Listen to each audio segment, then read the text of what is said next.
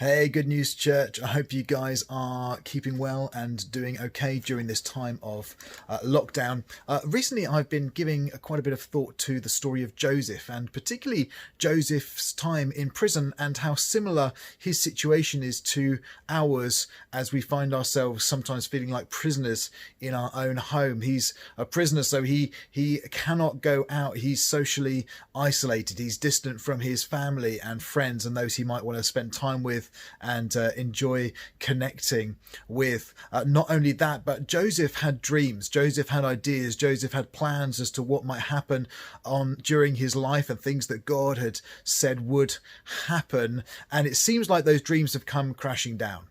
And for many of us here living through this coronavirus time, it might seem like you had dreams, you had plans, you had aspirations, things were going well, and they just came crashing down, whether that be business or relationship or whatever that might look like. Because life has suddenly stopped, suddenly it feels like, hey, I don't know what's going on anymore. Is God still in this?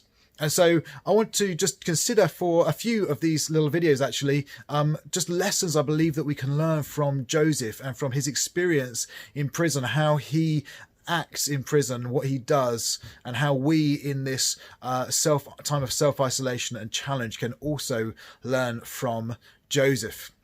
And the first thing that I want us to see, which is the thing that underpins all of the others and which is by far the most important of these, is that Joseph keeps on trusting in God.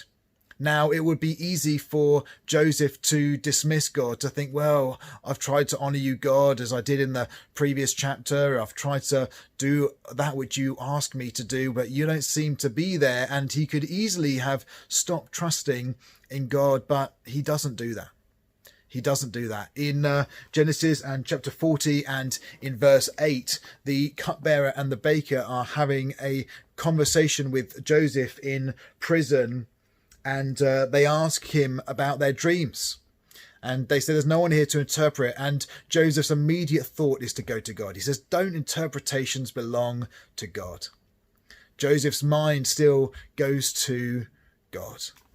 And it's so important that during these times of challenge that our minds and our focus and our energy go on keeping our eyes on Jesus, keeping on trusting in God.